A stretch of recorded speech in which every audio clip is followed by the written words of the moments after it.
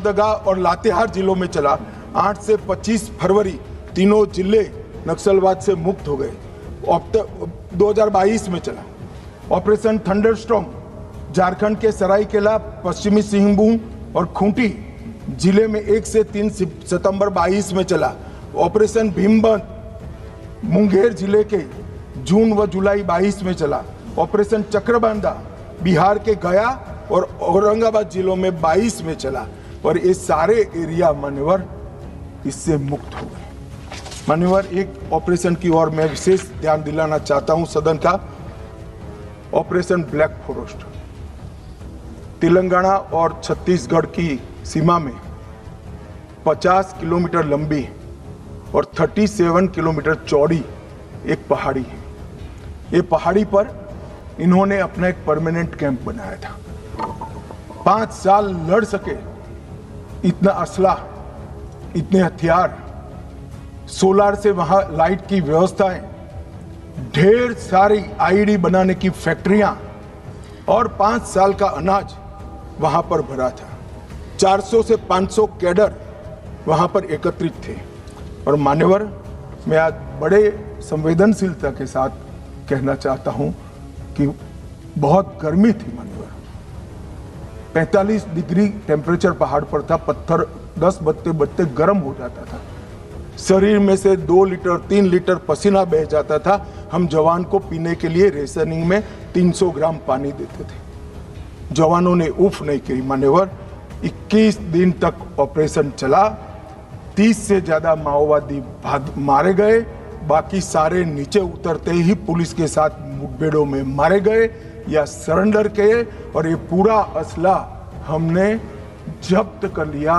इसी ने महाराष्ट्र, छत्तीसगढ़ मतलब बस्तर और तेलंगाना में माओवादी आंदोलन का अंत। मैं आज भी बड़ी विनम्रता के साथ और बड़े भाव के साथ सीए बोलता हूं। सुनिए ना, आगे सुनिए ना। मान्यवर, बड़ी विनम्रता के साथ और बड़ी संवेदनशीलता के साथ कोबरा, सीआरपीएफ, डीआरजी और छत्तीसगढ़ पुलिस को मन पूर्वक इस सदन में सैल्यूट करना चाहता हूं। मान्यवर, इन्होंने अमानवीय धैर्य का उपयोग कर इनके किले को तोड़ा है। वैसे ये कह रहे हैं ग्रेहाम का भी रोल है, मगर हमें तेलंगाना सरकार ने ऊपर आने से ना बोलती थी कि हम ऊपर नहीं आएंगे, ये नीचे आएंगे तो हम इनको रोकेंगे। इसके लिए धन्यवाद। जो नीचे आए इसको रोका है, ऊपर नहीं आए मान्यवर। और ये आज जो 2024 की इनकी मुख्य कैडर है मान्यवर, इसकी स्थिति आज मैं बताना चाहता हूं। सेंट्रल कमेटी मेंबर और पोलिट ब्यूरो मेंबर 2024 की शुरुआत में कुल 21 थे। मेरी बात ध्यान से सुनिएगा, ये इनकी पार्टी का केंद्रीय नेतृत्व है। 21 थे, 1 पकड़ा गया है, 7 सरेंडर हुए हैं, 12 मारे गए हैं और 1 फरार है। उसके साथ भी वार्ता चल रही है। मुझे लगता है वो भी जल्दी सरेंडर कर देंगे। तो 21 के 21 सेंट्रल कमिटी मेंबर और पोलिट ब्यूरो मेंबर समाप्त हो चुके हैं और केंद्रीय व्यवस्था उनकी टूट चुकी। दंडकार्य में 27 स्टेट कमिटी थी, 27 की स्टेट कमिटी थी। 3 अरेस्ट हुए, 20 सरेंडर हुए, 11 मारे गए और 2 से बातचीत चालू हुई है। वो भी 37 के 37 लोग दंडकारण्य जो उनकी मुख्य स्टेट कमेटी थी वो समाप्त हो चुकी। Madhya Pradesh, Maharashtra, Chhattisgarh MMC state committee 3 surrender कर गए, 3 की ही बची थी। ओडिशा 4 बचे थे, 1 सरेंडर करा, 3 मारे गए। ओएससी ओडिशा 5 सरेंडर करे, 5 मारे गए, 10 ही थे। डिस्टर्ब रीजन ब्यूरो अरेस्ट 1 हुआ, 3 मारे गए, 1 फरार है। खाली 1 ही फरार है, तो 6 के 6 हो गए। और तेलंगाना में 6 सरेंडर हो गए, 3 मारे गए, 1 भी नहीं बचा है। तो उनकी पोलिट ब्यूरो मेंबर और सीएमसी ये पूरा समाप्त हो चुका है। और हमने लक्ष्य किया था कि 31 मार्च को नक्सल मुक्त करेंगे। मैं पूरी व्यवस्था होने के बाद देश को भी सूचित करूंगा, मगर मैं ऐसा बोल सकता हूं, धड़ल्ले से बोल सकता हूं कि हम नक्सल मुक्त हो गए हैं, ऐसा कहने में कोई तकलीफ नहीं। मान्यवर बसवराजू, इनके महासचिव न्यूट्रलाइज हुए। हिडमा, जिन्होंने 27 लोगों को मारा था, 28 वर्ष से एक्टिव थे। बसवराजू जी 49 वर्ष से एक्टिव थे। विवेक 40 वर्ष से एक्टिव था, न्यूट्रलाइज हुआ। गजरल्ला रवि 11 वर्ष से एक्टिव थे, न्यूट्रलाइज हुए। कदारी सत्यनारायण रेड्डी 46 वर्ष से एक्टिव थे, न्यूट्रलाइज हुए। गणेश उइके 44 वर्ष से एक्टिव थे, न्यूट्रलाइज हुए। वेणुगोपाल आत्मसमर्पण किया, 46 वर्ष से एक्टिव थे। वासुदेव आत्मसमर्पण किया, 36 वर्ष से एक्टिव थे। पल्लूरी प्रसाद राव चंदना 46 वर्ष से एक्टिव थे, आत्मसमर्पण किया। रामदेव माझी देवू 36 वर्ष से एक्टिव थे, समर्पण किया। टिपरी तिरुपति 44 वर्ष से एक्टिव थे, उन्होंने भी सरेंडर कर दिया है। मान्यवर मुख्य हथियारी माओवादी समाप्त हो चुके हैं।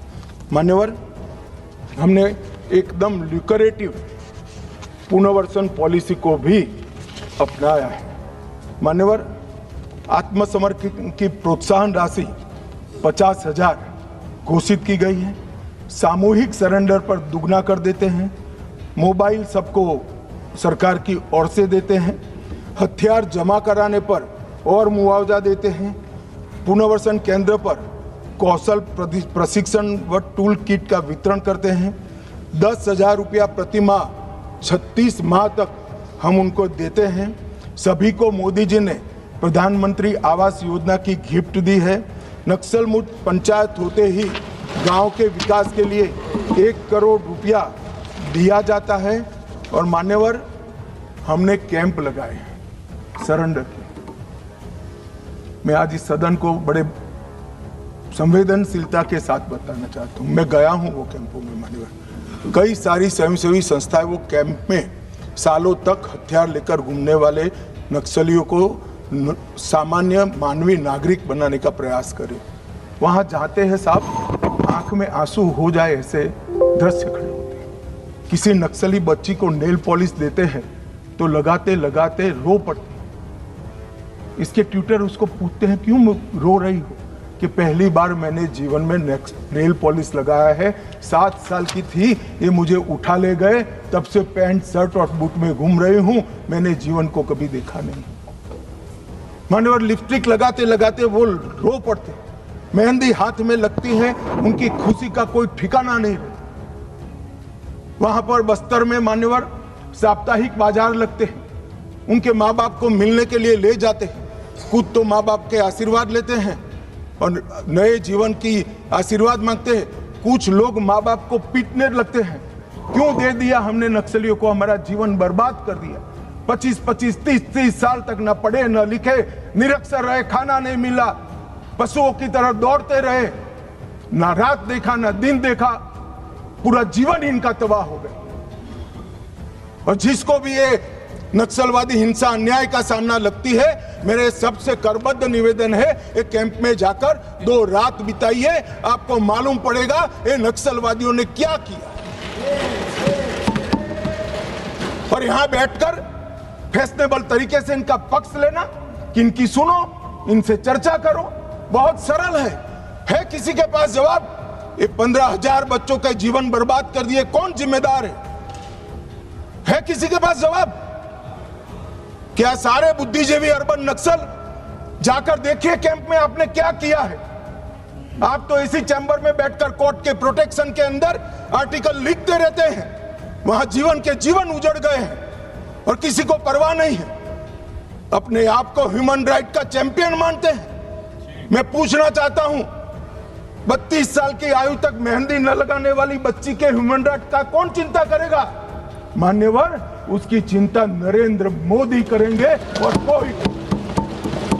खुद तो माँ बाप के आशीर्वाद लेते हैं और नए जीवन की आशीर्वाद मांगते हैं, कुछ लोग माँ बाप को पीटने लगते हैं।